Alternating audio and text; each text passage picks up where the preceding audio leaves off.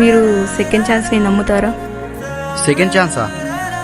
అసలు అలాంటి మూవీస్లో తప్ప రియల్ లైఫ్లో జరుగుతాయా? నేనైతే అలాంటి కాన్సెప్ట్ని అస్సలు నమ్మను.